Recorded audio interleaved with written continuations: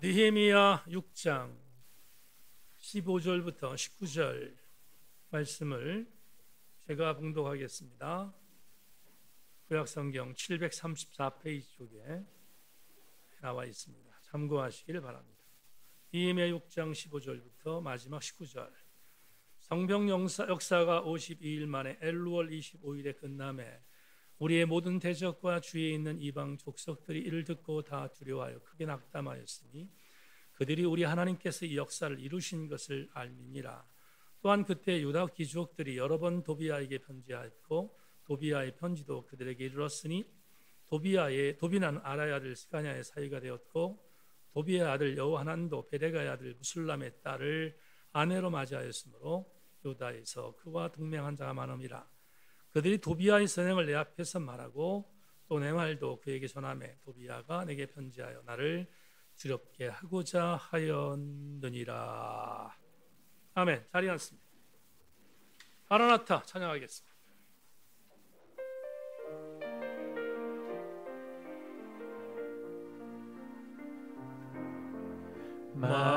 마라나타 주 예수여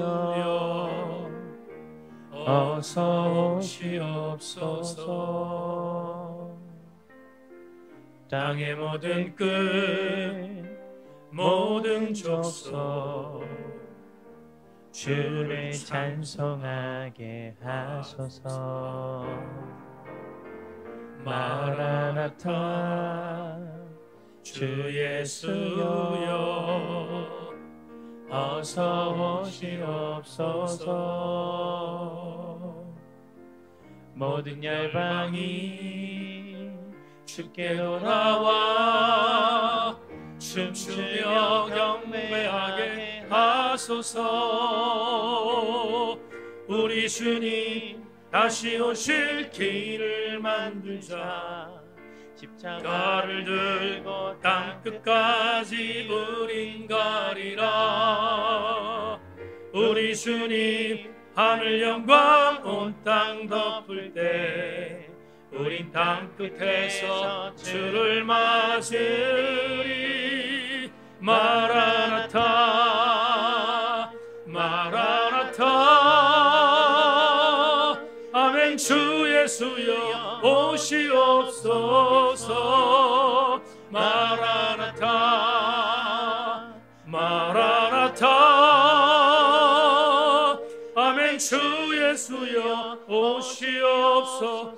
우리 주님 다시 오실 길을 우리 주님 다시 오실 길을 만들자. 십자가를 들고 땅끝까지 우린 가리라. 우리 주님 하늘 영광 온 땅 덮을 때 우리 땅끝에서 주를 맞으리. 마라나타 마라나타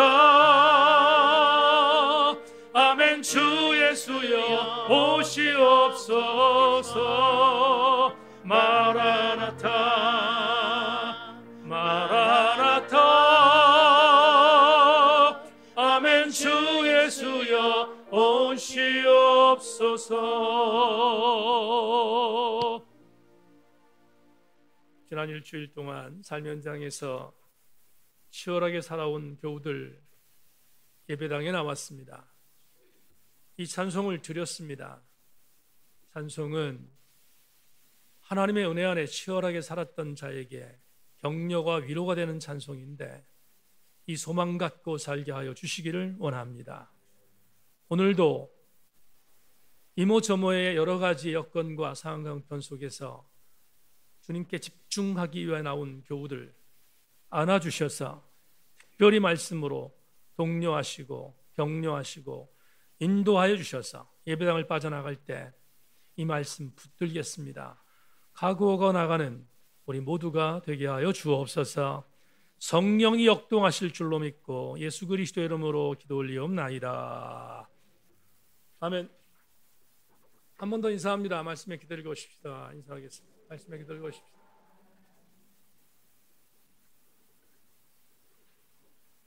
오늘 여러분과 이걸 바라는 오늘이기에 이런 제목을 갖고 예레미야 18번째의 말씀의 강의 시간을 갖겠습니다.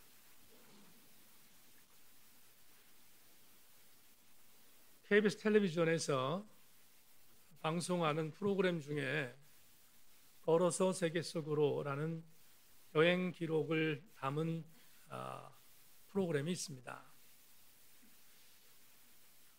저도 가끔 시청을 하는데 특별히 제가 기억에 남는 걸어서 세계 속으로의 프로그램 중에서 전 세계에서 가장 작은 소국인 바티칸 시티를 방문한 그런 프로그램을 본 적이 있습니다.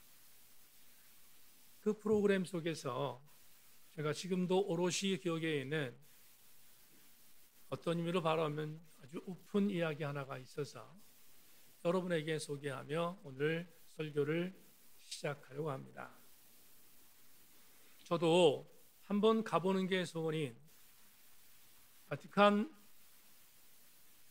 소국 안에 아시는 것처럼 휘황찬란한 성당인 성 베드로 성당이 있습니다. 이 성 베드로 성당 안에 들어가면 성당 입구 쪽에 천국의 열쇠를 쥐고 앉아있는 베드로의 청동상이 있습니다. 카메라 기자가 그 광경을 아주 주목해서 잡았습니다. 이유는 성 베드로 성당 안에 앉아있는 청동상 베드로가 굉장히 근엄한 모습으로 앉아있는 그 자세에서 관광객들이 지나가며 베드로의 발을 쓰다듬고 기도하면 기도가 응답된다는 썰이 있어서 수많은 관광객들은 지나갈 때 그냥 지나가지 않고 베드로의 발에 손을 대고 기도하며 엎조리며 지나가는 것을 카메라에 담기 위해서 카메라 기자는 결심으로 그 일을 행했습니다. 저도 그 광경을 주목해서 보았습니다. 심지어 카메라 기자와 PD도 발에 손을 대고 뭔가를 기도하는 것을 보여주던 그 기억이 지금도 있습니다. 그렇다면 왜 그런 일들을 행하는가? 이유는 간단합니다. 많은 사람들이 회자되는 회자의 설 중에 베드로의 발에 손을 대고 기도하면 응답받는다는 그 한 가지 이유 때문에 그들은 그렇게 행한 것입니다. 재미있는 것은 얼마나 수많은 사람들이 그 청동상을 만졌는지 여러분 석고가 아니라 청동으로 만들어져 있는 베드로의 발에 발톱이 없습니다. 상상이 되십니까? 청동으로 만든 베드로의 발에 있는 발톱이 사라진 것입니다. 사람들의 손이 닿을 때마다 마모된 것입니다.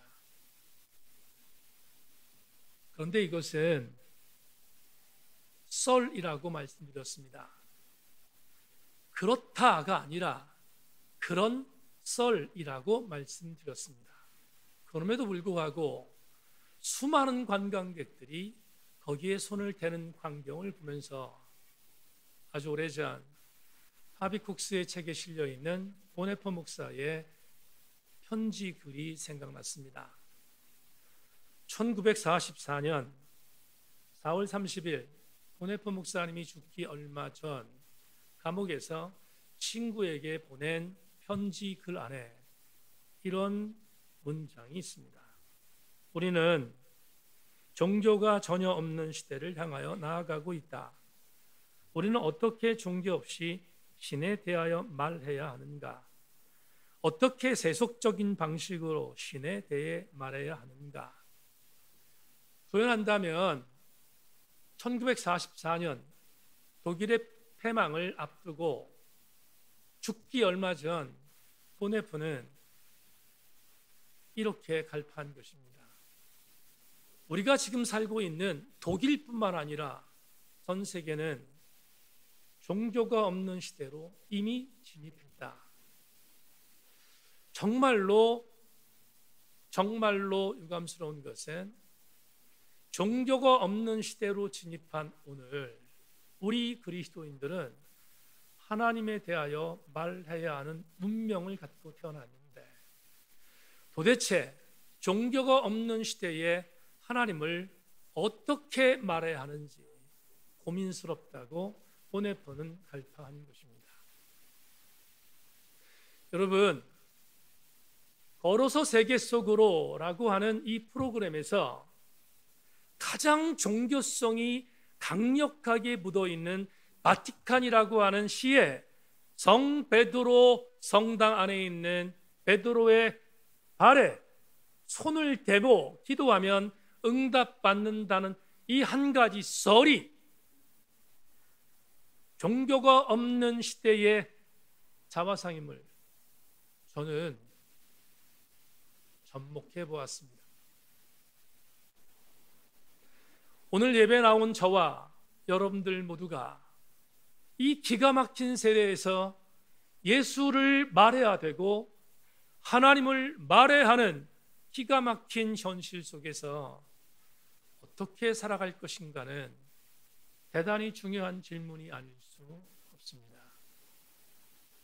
힘들고 녹록하지 않지만 오늘 본문은 바로 이런 세대에 저와 여러분이 어떻게 삶을 살아야 하는지를 보여주는 큰 그림이 담겨 있어서 오늘 본문은 집중해야 할 텍스트임을 여러분에게 미리 전하며 본문으로 들어가 보겠습니다.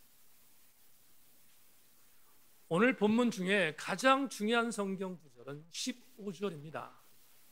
여러분 15절을 주목해 주십시오. 성경 역사가 52일 만인 엘루월 25일에 끝남에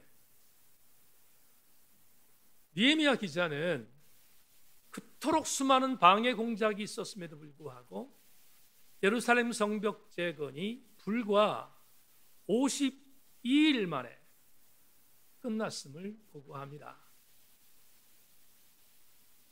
성경의 내증에 의하면 엘루월 25일이라고 말하고 있는데 이걸 오늘의 원력으로 말하면 BC 445년 10월 27일을 가리킵니다. 445년 10월 27일 그날 공사를 시작한 지 52일 만에 예루살렘 성벽 재건을 완성했음을 느헤미야 기자는 보고하고 있습니다. 여기서 우리는 성전과 성벽의 교회사적인 의미를 한번 훑어봐야 되겠습니다. 여러분 잘 아시는 것처럼 다윗이 솔로몬에게 왕위를 양도하고 솔로몬이 왕 위에 올랐습니다. 그리고 솔로몬은 아버지의 그 엄청났던 이스라엘 제국을 이어받아 통치했는데 그토록 아버지 다윗이 만들고 싶었던 성전을 하나님이 허락하지 않고 아들 솔로몬에게 허락하셨기에 주전 959년 학자에 따라 약간의 차이는 있지만 주전 959년에 우리가 너무 잘 아는 솔로몬 성전을 아라우다의 타작마당에 건립했음을 성경은 우리에게 이야기하고 있습니다.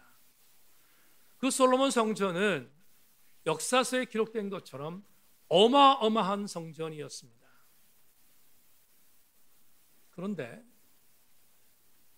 959년에 그렇게 만들어진 솔로몬 성전은 솔로몬이 말년에 타락하여 남북이 갈라지고 하나님이 심판하셔서 남북이 우상숭배의 점철 안에 들어와 수많은 범죄를 행하자 하나님이 심판하셔서 북방의 민족이었던 바벨론의 느부갓네살을 동원하여 그렇게 휘황찬란했던 솔로몬 성전을 짓밟게 만드셨습니다. 주전 586년과 587년에 일어났던 예루살렘 멸망 사건을 통하여 그렇게 아름다웠던 솔로몬 성전은 완전히 짓밟히고 초토화됐습니다. 예레미야 예언서에 나온 것처럼 돌 하나 남겨지지 않은 상태로 완전히 솔로몬 성전은 폐허가 되었음을 성경은 우리에게 증언하고 있습니다. 그런데 이렇게 이스라엘의 신앙적인 중심지였던 솔로몬 성전이 파괴되고 난 뒤 바벨론 포로로 끌려갔던 수많은 사람 중에서 바벨론을 바사가 공격하여 바사의 지세가 되자 바사의 고레스 왕 초대 왕이 유화 정책을 펴게 됐고 그 유화 정책을 통해서 바벨론의 포로로 끌려왔던 이스라엘 공동체의 사람 중에 약 42,360명을 1차 포로의 귀환자로 허락해서 1차 포로 귀환자들이 주전 538년에 그토록 꿈에 그리던 예루살렘으로 돌아왔음을 성경은 증언합니다. 그리고 나서 538년에 돌아왔던 이스라엘 신앙 공동체는 솔로몬 성전이 초토화돼서 이스라엘 신앙적인 구심점이 없는 그 자리에 제2성전을 재건하기 시작했습니다. 수르바벨 성전이라고 명명되는 보잘것이 없는 성전이었지만 하나님의 은혜로 극적으로 주전 516년에 드디어 제2성전 수르바벨 성전이 재건되었음을 학계 연설을 통해 우리는 이미 공부했습니다. 여기서 주목할 것이 하나 있는데 솔로몬 성전에 비해서는 참 보잘것이 없었지만 그래도 이스라엘 신앙인들, 이스라엘 공동체의 신앙적인 구심점인 제2성전이 건축되자 이스라엘은 기뻤을 것입니다. 문제는 성전은 건축되었지만 성벽은 그대로 폐허 상태였습니다. 솔로몬 성전이 짓밟힐 때 성벽도 짓밟혔기에 성벽도 폐허된 것입니다. 성전 재건은 BC 516년에 완공됐지만 오늘 본문 느헤미야가 오늘 본문 주전 445년 되기까지는 성벽은 방치되어 있습니다. 여러분, 솔로몬 성전이 초토화됐던 그때로 시작하여 느헤미야가 성벽을 재건한 것을 연대적으로 보면 약 140년이 흘렀습니다. 140년 동안 예루살렘 성벽은 폐허 상태로 버려져 있었습니다. 그런데 아시는 것처럼 느헤미야가 하나님의 영을 받고 그토록 꿈에 그리던 예루살렘으로 돌아왔고 140년 동안 방치되었던 예루살렘 성벽 재건을 주전 445년 10월 27일 날 완공했음을 오늘 역사서에서 보고하고 있습니다. 얼마나 기뻤겠습니까? 엄청난 일이었습니다. 유대 역사가인 요세푸스가 이스라엘 역사 서설이라는 책에서 이렇게 말합니다. 예루살렘 성벽 재건에 걸렸던 시간은 약 2년 4개월 정도가 걸렸다. 그러면 2년 4개월 정도 걸렸다는 요세푸스의 역사적 소설과 성경의 52일은 서로 다릅니다. 무슨 차이가 있을까? 학자들은 이렇게 진단합니다. 요세푸스는 2년 4개월을 지칭한 이유가 예루살렘 성벽 전체의 영역에 있는 성벽을 재건하는데 완공된 기간을 2년 4개월로 본 반면 성경의 52일은 예루살렘 성벽이 완전히 파괴된 것이 아니라 부분 파괴되었기에 부분 파괴된 것을 수축한 것은 52일 만에 가능했음을 보고하고 있는데 학자들은 요세푸스의 보고가 아닌 성경의 내증에 손을 들어주고 있습니다. 저도 성경의 내증에 손을 들어주는 것에 동의합니다. 52일 만에 이 엄청난 대적들과의 싸움에서 승리했던 느헤미야는 예루살렘 성벽 재건을 완공한 것입니다. 자, 여기서 성경의 52일 만에 성벽 재건을 완공했다는 것은 또 다른 중요한 영적인 의미를 동의한다는 뜻입니다. 어떤 것인가? 오늘 보면 16절을 보겠습니다.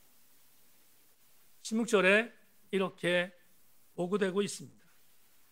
우리의 모든 대적과 주위에 있는 이방 족속들이 이를 듣고 다 두려워하여 크게 낙담하였으니 그들이 우리 하나님께서 이 역사를 이루신 것을 아니라. 여러분 이제 같이 읽겠습니다. 한번 16절 본문 말씀을 같이 읽습니다. 시작. 우리의 모든 대적과 주위에 있는 이방 족속들이 이를 듣고 다 두려워하여 크게 낙담하였으니 그들이 우리 하나님께서 이 역사를 이루신 것을 압니다. 다 같이 반응합니다. 아멘.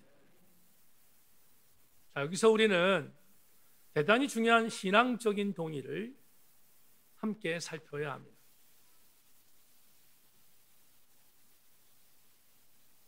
예루살렘 성벽 재건이 52일 만에 완공되었다는 이야기를 느헤미야의 대적들이 들었음을 16절에 보고합니다. 뿐만 아니라 대적뿐만 아니라 이방 족속까지 들었다고 표현합니다. 대적이 누구고 이방 족속은 누구였을까? 여러분에게 설명한다면 대적은 말할 것도 없이 우리가 오늘 6장 이전에 보았던 산발락과 도비아와 게셈 그리고 여러 아라비아 사람까지 포함한 전체적인 사람들이 대적일 것입니다. 뿐만 아니라 이제 말씀드리겠지만 예루살렘 성벽 재건을 반대했던 예루살렘 안에 있는 귀족들까지 반대자들입니다. 대적들입니다. 그런데 오늘 16절에 이방 족속이라는 단어가 나옵니다. 이들은 누굴까? 학자들은 말합니다. 아마도 이들은 도비아가 치리하고 있었던 암몬 지역에 살고 있었던 이방인일 것이다 라고 해석합니다. 결국 16절에 기록되어 있는 것은 느헤미야의 반대쪽에 있었던 모든 대적과 그리고 예루살렘 성벽 재건에 대하여 좋지 않은 시선을 보고 있었던 암몬을 비롯한 이방인들, 아라비아 사람까지 다 포함하여 전체 이방인들을 지칭하는 것이라는 학자들의 의견에 저도 동의합니다. 그런데 재미있는 표현이 하나 나옵니다. 예루살렘 성벽 재건이 52일 만에 완공되었습니다. 엄청난 기적입니다. 여러분, 성경에 기록되어 있는 이 내용이 그냥 문자이기 때문에 그냥 지나갈 수 있지만 그러면 안 됩니다. 52일 만에 예루살렘 성벽이 재건된 것은 140년 만에 이루어진 쾌거였습니다. 얼마나 엄청난 일이겠습니까? 그런데 성벽 재건이 완공되었다는 소식이 대적들과 이방 족속들에 들어가자 그들이 반응한 반응 내용이 16절 하반절에 있습니다.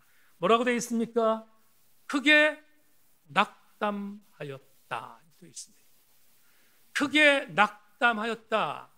낙담이라는 히브리어 나팔은 어떤 뜻을 갖고 있냐면 눈을 떨어뜨리다라는 뜻입니다. 여러분 지금 제가 앞에 있는 모니터 화면을 보고 있는데 모니터 화면을 보고 있는 제 눈동자를 밑으로 떨어뜨린 것, 그게 나팔입니다. 오늘 본문에서 크게 낙심했다라는 낙심이라는 단어입니다. 도대체 무슨 뜻일까? 낙심이란 말이 눈을 떨어뜨렸다는 말이 뭘까? 영어 성경을 보면 영어 성경 KJV에서 재밌게 번역했습니다. 이렇게 번역합니다. 그들은 자기들의 눈을 대단히 크게 밑으로 떨어뜨렸다. 그냥 떨어뜨린 게 아니라 완전히 눈동자를 완전히 밑으로 떨어뜨린 것입니다. 우리 개역개정판에는 낙심이라는 단어로 번역했지만 현대인의 성경과 새목성경은 똑같은 다른 문장으로 낙심, 나팔을 번역했습니다. 이 단어를 이렇게 저들은 기가 많이 꺾였다 이렇게 표현합니다. 기가 많이 꺾인 상태, 눈을 밑으로 떨어뜨린 것입니다. 여러분, 권투 경기를 하기 전에 선수들이 서로 눈싸움하지 않습니까? 근데 눈싸움할 때 눈을 떨어뜨리는 사람은 경기에서 집니다. 이미 키가 죽었기 때문입니다. 대적들과 왜 이방 사람들이 눈을 떨어뜨렸을까? 그 이유가 뭘까? 문제가 있습니다. 이들도 알았습니다. 뭘? 이 예루살렘 성벽 재건이 52일 만에 이루어진 것은 느헤미야 개인의 힘이 아니라 하나님이 행하신 일임을 저들도 알았기 때문입니다. 놀라운 사실이지 않습니까? 오늘 16절 하반절에 하나님께서 이 역사를 이루셨다는 것을 저들도 알았다고 표현합니다. 그러니 하나님의 일을 하나님이 하셨다는 것을 알았던 대적들은 키가 죽을 수밖에 없었어요.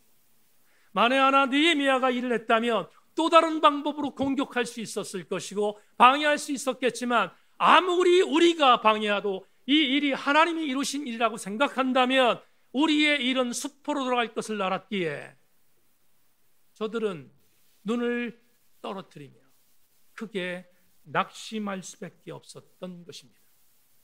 또 한 가지 주목할 것이 있습니다. 대적들입니다. 대적들 그리고 귀족입니다. 여러분 17절에 보면 17절에 귀족들이 도비야를 도와서 행했던 내용이 나오는데 우리 본문 17절부터 19절을 한번 읽어보겠습니다. 본문 17절부터 19절 여러분 자막 보십시오. 또한 그때에 유다의 귀족들이 여러 번 도비야에게 편지하였고 도비야의 편지도 그들에게 이르렀으니 도비야는 아라의 아들 스가랴의 사위가 되었고 도비의 아들 여호하난도 베라가의 아들 무술람의 딸을 아내로 맞이하였으므로 유다에서 그와 등명한 자가 많음이라. 그들이 도비야의 선행을 내 앞에 말하고 또 내 말도 그에게 전하매 도비야가 내게 편지하여 나를 두렵게 하고자 하였느니라. 자, 주목하십시다. 지금 예루살렘 성벽이 52일 만에 재건됐다는 놀라운 소식을 들었던 대적들은 경악했습니다. 특별히 귀족들, 이 귀족은 예루살렘 성 안에 있었던 사람들입니다. 그러니 어떤 의미로 바라보면 내부적인 공격자였습니다. 이들은 예루살렘 성벽 재건이 완공되었다는 것을 알고 크게 낙심했는데 도비야와 동맹했던 이들은 도비야에게 편지를 보내며 이런저런 편지를 보내 이 일들이 이루어진 것을 어떻게 하지? 이 일들이 이렇게 된 것을 어떻게 해야 되지? 하는 그런 편지를 통하여 서로 강하게 연대했음을 본문 17절부터 19절이 우리에게 보고하고 있습니다. 주목할 것은 한 사람입니다. 오늘 여러분에게 정말로 주목할 한 사람을 소개하고 싶습니다. 그 사람은 바로 도비야입니다. 왜 도비야를 여러분에게 주목하도록 말씀드리는가? 우리는 오늘 본문 이전까지 지난주도 말씀드렸지만 느헤미야의 대적들을 표현할 때 산발랏, 도비야, 게셈 그리고 아라비아 사람 이렇게 네 개의 층으로 느헤미야의 대적들을 역사가 기록한 것을 우리는 이미 공부했습니다. 그런데 유독이 오늘 17절부터 19절 보고에 의하면 산발랏이 사라집니다. 없어져요. 나오지 않아요. 그리고 누가 나오는가? 도비야가 등장합니다. 왜 그랬을까? 이스라엘의 문장을 기록하는 방법 중에서 가장 중요한 인물은 항상 앞에 씁니다. 다시 말하면 산발랏이 도태되고 도비야가 앞에 서게 되었음을 17절부터 19절이 우리에게 보고하고 있습니다. 그러면 도비야가 누구이기에 이렇게 서열이 바뀌었을까? 오늘 성경적인 내용을 보면 도비야는 대단히 중요한 인물입니다. 제일 먼저 도비야 스스로를 보겠습니다. 도비야는 오늘 본문에 있는 도비야, 이 사람은 어떤 사람인가? 도비야 아버지가 아들에게 이름을 지어줬습니다. 도비야, 하나님은 선하시다 라는 뜻입니다. 다시 말하면 도비야의 아버지는 도비아가 이 땅에 태어났을 때 하나님이 선하신 것을 믿고 아들이 그렇게 삶을 살도록 독려하기 위하여 이름을 토비아라고 지은 것입니다. 뿐만 아니라 도비아는 가문이 진골이었습니다. 왜? 적어도 도비아의 오늘 성경의 본문적인 내용을 그대로 적용한다면 도비아는 진골이자 성골이었습니다. 제1차 포로 귀환자 중에 아라라는 인물이 있습니다. 여러분, 제1차 포로 귀환자라는 말은 바벨론 포로로 끌려갔다가 거의 한 56년, 7년 만에 돌아온 포로 귀환자 중에 42,360명이 있었는데 그들은 가장 열렬한 유대 신앙인들입니다. 왜냐하면 포로로 끌려갔지만 그렇게도 꿈에 그리던 고국 예루살렘으로 돌아오기 위하여 제일 먼저 앞장선 사람들이었기에 그들은 야훼 신앙의 첨단의 신앙에 야훼 신앙의 제천봉에 있는 사람들이었습니다. 그 중에 아라가 있습니다. 아라가 아들을 낳았는데 아라의 아들의 이름이 스가랴입니다. 그런데 도비아는 누구인가? 그 아라의 아들 스가랴의 사위였습니다. 그러면 적어도 도비아는 유대 신앙인의 혈통 속에서 진골성골일 수 있는 가능성이 100%입니다. 또 한 가지, 이제 도비아는 아들을 낳았습니다. 아들을 낳아서 이름을 지었습니다. 그의 이름을 여호하난이라고 지었습니다. 자기의 이름은 여호와가 선하다라는 이름이었지만 아들의 이름을 지었을 때 이렇게 지었습니다. 여호하난, 하나님은 은혜로우시다라는 뜻입니다. 얼마나 야훼 신앙에 철저했으면 도비아는 아들의 이름을 여호하난으로 지었겠습니까? 뿐만 아니라 자기가 그랬던 것처럼 여호하난을 제사장 무슬람이라는 제사장의 딸에게 장가보냈습니다. 그렇다면 우리 한 가지 중요한 사실을 알게 됩니다. 도비아는 엄청난 야훼 신앙이었다. 오늘 우리의 편으로 합시다. 도비아는 철저한 그리스도인과 같은 성향을 갖고 있었음을 오늘 본문이 우리에게 제시하고 있습니다. 여기서 우리는 질문해야 합니다. 어떤 질문입니까? 그런데 왜? 이런 야훼 신앙의 철저한 신앙이었던 도비아가 느헤미야를 대적했습니까? 질문해야 되잖아요. 이상하잖아요. 느헤미야도 야훼 신앙인이고 도비아도 야훼 신앙인데 왜 둘은 서로 대척점에 있었을까? 이유가 뭘까? 주석 하나를 읽어드리겠습니다. 도비아와 느헤미야가 등질 수밖에 없었던 이유를 주석 하나를 통하여 한번 알아보겠습니다. 도비아는 야훼 신앙 숭배자였지만 암몬 지역에서 총독직을 수행하던 자였다. 암몬 지역은 유다 사람들도 거주하지만 이방인들도 주로 사는 지역이다 보니 이방인들을 위한 정책을 나가야만 했을 것이다. 그래서 도비아는 이방인들에 대해 간대할 수밖에 없는 처지였다. 이런 점에서 느헤미야와 도비아는 동일한 야훼 신앙인들이었지만 서로 다른 성향의 지도자가 될 수밖에 없었던 태생적인 한계가 있었던 것이다. 부연한다면 도비아는 예루살렘 밑에 있었던 암몬 지역을 통치하던 총독이었습니다. 거기는 암몬 사람들이 있습니다. 수많은 이방인들이 있습니다. 그 이방인들을 통치하다 보니 통치자로서의 이권, 통치자로서의 헤게모니, 통치자로서의 유익, 이런 여러 가지를 다 갖고 있었던 자가 도비아입니다. 그런데 그들 이방인들을 도외시하면 본인이 갖고 있었던 이런 이권들을 잃어버릴 수 있는 가능성이 있습니다. 죽기를 각오하고 예루살렘 성벽 재건을 반대한 이유는 예루살렘 성벽 재건의 주도자였던 느헤미야는 훗날 보겠습니다. 이방인들을 예루살렘 땅에서 떠나보야 한다고 척결 대상으로 보았기에 서로 등질 수밖에 없었던 것입니다.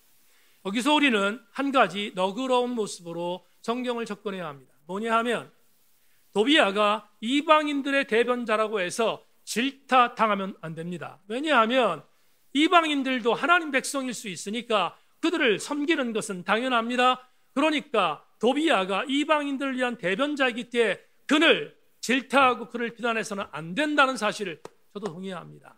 그럼에도 불구하고 도비야는 범죄자였습니다. 왜 범죄자였을까? 두 가지 이유 때문입니다. 첫째는 도비야는 느헤미야를 살해하려고 했습니다. 돈으로 매수한 스마를 통하여 느헤미야를 살해하려고 했던 동기는 어떤 의미가 되더라도 정당화될 수 없습니다. 두 번째, 왜 도비야가 범죄인가? 대단히 중요합니다. 성벽 제거는 느헤미야 개인의 꿈이 아니었습니다. 이스라엘이 멸망당한 이후 이스라엘 신앙 공동체가 다시 하나로 야훼 신앙으로 묶일 수 있는 유일한 방법은 성전과 그 성전을 방어해주는 성벽이 재건되어야 하는 것을 알았기에 하나님은 하나님의 성벽 재건을 느헤미야에게 맡겼고, 결국 성벽 재건은 느헤미야의 사역이 아니라 하나님의 일이었습니다. 그런데 하나님의 일이었던 성벽 재건에 반대한 것은 곧 자기의 이권 때문에 하나님의 일을 방해한 방해자가 되었다는 사실이기에 도비야는 비난받아 마땅합니다. 여기까지가 오늘 우리에게 준 본문의 해석입니다. 그렇다면 오늘 우리는 이 본문 해석을 통하여 어떤 은혜를 받아야 되겠습니까? 여러분, 정말로 중요한 도전을 받겠습니다. 하나님이 없는 시대라고 했습니다. 종교가 없는 시대에 진입했다고 했습니다. 아마도 오늘 본문은 종교가 없는 시대에 하나님을 만회하는 우리들에게 대단히 중요한 영적인 촌철살인이 될 수 있을 것 같다, 이렇게 정했습니다. 여러분, 16절 하반절 다시 한번 보겠습니다. 우리의 모든 대적과 주위에 있는 이방 족속들이 이를 듣고 예루살렘 성벽 재건이 재건되었다는 것을 듣고 다 두려워하여 크게 낙담하였으니 그들이 우리 하나님께서 이 역사를 이루신 것을 알미니라. 라는 이 구절을 통하여 오늘 우리에게 준 영적인 레마는 이것입니다. 사랑하는 교우 여러분, 저와 여러분이 우리 세인교회가 하나님이 인정하시는 일을 감당하면 세상이 긴장하게 될 것입니다. 우리 세인교회 성도들이 하나님이 원하시는 아름다운 일을 감당하게 될 때 세상이 우리를 긴장하게 될 것입니다. 종교가 없는 시대로 진입한 오늘 우리가 하나님 앞에 바로 서는 것은 세상을 변화시킬 수 있는 유일한 방법이 우리가 바로 서는 것이며, 우리가 하나님 앞에 하나님의 선한 뜻을 이뤄가는 일 말고는 없다는 사실을 오늘 본문을 통하여 우리에게 도전해 주고 있습니다. 지난 목회 세월 동안 목사로 살면서 정말로 힘들었던 여러 가지의 상황들이 있습니다. 그 중에 하나는 세상의 소리가 교회를 공격하는 것이었습니다. 제가 들었던 이야기 중에서 가장 가슴 아팠던 공격이 있습니다. 어떤 CEO가 신입사원을 초청했습니다. 채용했습니다. 그런데 그 신입사원한테 이렇게 말했대요. 신입사원, 최고야. 정말 최고야. 이력서를 보니, 그리고 대학 성적을 보니, 여러 가지 스펙을 보니 최고야. 한 가지 빼고. 근데 왜 예수 믿지? 다 최고인데 왜 예수를 믿지? 그게 아쉬워.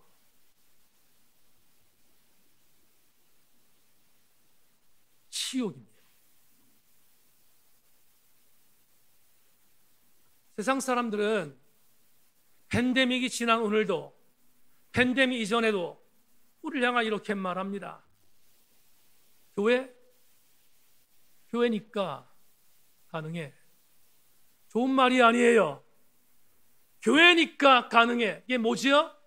교회니까 그럴 수 있다는 거예요. 교회니까 우리를 실망시키지 않는다는 거예요. 교회니까 그 모양 그 꼴이라는 것을 비꼬는 비아냥이잖아요. 여러분 참 슬퍼요. 아파요.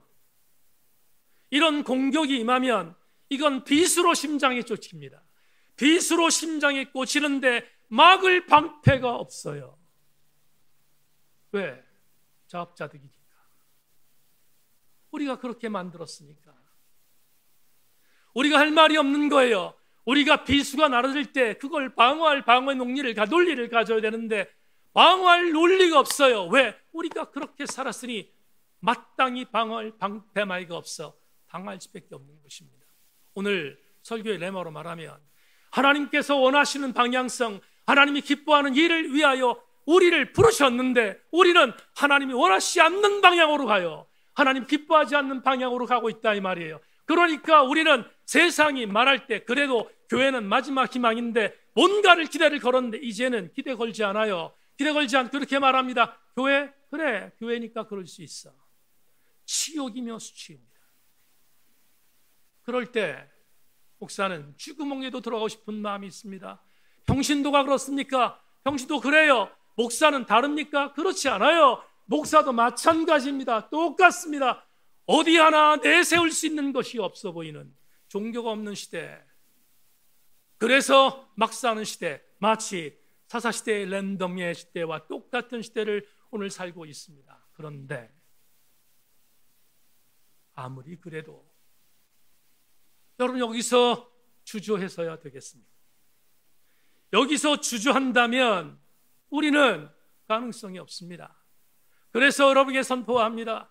여러분 예루살렘 성벽이 재건되었을 때 수많은 대적들의 공격이 있었고 수많은 사람들의 공격과 폄훼와 그리고 방용작이 있었습니다. 그럼에도 불구하고 느헤미야는 52일 만에 성벽 재건을 완공했습니다. 어떻게 완공할 수 있었을까? 느헤미야는 하나님이 원하는 방향성만을 보고 달려갔기 때문입니다. 그러자 하나님의 원하는 방향성을 밟고 달려갔던 느헤미야의 그 놀라운 기적을 바라보며 드디어 대적들과 수많은 이방 족속들과 수많은 귀족들이 두려워하기 시작했다고 말하지 않습니까? 세인교회 성도 여러분, 세인교회를 이 땅에 하나님이 세우셨습니다. 왜 세우셨을까? 이유는 하나입니다. 우리 교회를 통하여 우리 교회가 세상을 향하여 손 내밀어 우리를 살려달라고 외치는 것이 아니라 세상 사람도 우리를 향하여 손 내밀어 살려달라고 애원하는 교회를 만들게 하여 제천세인교회를 세우시지 않았습니까? 우리 교회가 이 일에 흐트러지면 안 됩니다. 우리 세인교회가 이 일의 선구자가 되어야 하는 것은 너무나도 마땅하지 않겠습니까? 그러려면 오늘 레마처럼 하나님이 인정하시는 일에 타협함이 없기를 소망하고 하나님의 인정하시는 일을 치열하게 싸울 수 있기를 주님의 이름으로 축원합니다. 그거야말로 세상이 우리를 인정하고 긴장하게 만드는 유일한 방법이기 때문입니다. 오늘 목양터 이야기 마당을 읽으셨습니까? 지난주에 저자의 만남을 구글 미트를 통해서 사역했습니다. 지금 유튜브를 통하여 우리 예배를 드리고 있는 지체 한 명이 그 구글 미트에 사역에 참석했습니다. 제게 사사기서를 기록하게 된 여러 가지 이유에 대해서 물었습니다. 여러 지체들이 이것도 묻고 저것도 물었습니다. 오늘 목양터 이야기 마당에 쓴 그대로 여러 가지를 질문했습니다. 그런데 한 명의 지체가 여집사님이 저한테 이렇게 말했습니다. 제가 여러 가지 이야기를 나눴습니다. 사사기를 집필하게 된 이유, 랜덤의 시대에 사사기를 왜 거꾸로 봐야 되는지를 함께 나누었습니다. 그 집사님이 다 듣고 있다가 목사님 질문합니다. 저한테 이렇게 말했습니다. 목사님, 그리고 잠시 숨을 골았습니다. 그대로 전합니다. 목사님, 그리고 잠시 숨을 고르다가 그 집사님이 저한테 이렇게 물었습니다. 근데 목사님, 행복하십니까? 저렇게 묻는 거예요. 행복하시냐고. 숨 고르기를 하고 행복하십니까?를 물었습니다. 어떤 의미로 바라보면 처음 보는 목사인데 굉장히 당돌하다 하는 생각이 들 정도였습니다. 그럼에도 불구하고 저는 그 여집사님의 질문에 대하여 굉장히 용기 있는 질문이라고 수긍했습니다. 상투적으로 말하면 안 되잖아요. 그래서 이렇게 말했습니다. 문장으로 읽어드립니다. 목사가 행복하다는 것은 외형적인 모양의 크기와 내용이 아닙니다. 목사가 진짜로 행복하다는 증거는 죽은가의 치열한 관계입니다. 마틴 부부가 말한 대로 태초에 관계가 있었느니라 라는 일침처럼 주군이신 하나님과의 지속적이고도 치열한 관계가 지금 나의 신앙적 인격 속에서 이루어지고 있다면 그건 목사가 느낄 수 있는 최고의 행복입니다. 이것을 기준으로 말씀드린다면 저는 지금 참 행복한 목사입니다. 여러분, 멋들어지게 말하려고 이렇게 말했습니까? 그럴 리가 있습니까? 우리가 치열하지 않은 것은 세상과 타협하기 때문에, 내가 치열한 것은 세상에 속해 있지만 세상과 병행하여 같이 가지 않겠다는 치열함 때문입니다. 여러분, 지난 일주일 동안 여러분의 삶 현장 안에서 여러분 얼마나 치열하게 사셨습니까? 이 치열함은 다른 걸 말하는 것이 아닙니다. 여러분이 삶 현장에서 하나님이 조명해 주시는 능력을 갖고 하나님의 바른 방향성을 향하여 달려갔느냐는 것을 묻는 것입니다.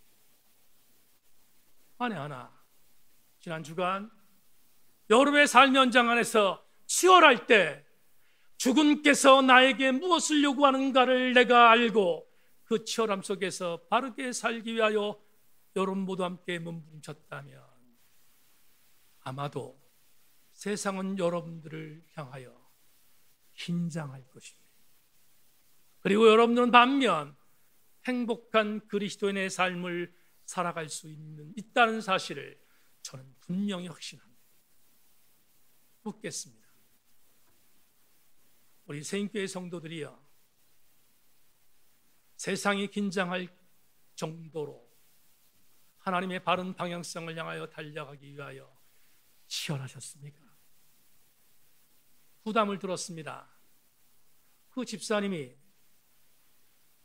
이 모임을 인도하기 위하여 계획했던 집사님과 이렇게 나눴답니다. 집사님, 이번 독서 나눔을 통하여 저는 2번째 세례를 받았습니다. 각오했다는 거예요. 어떻게?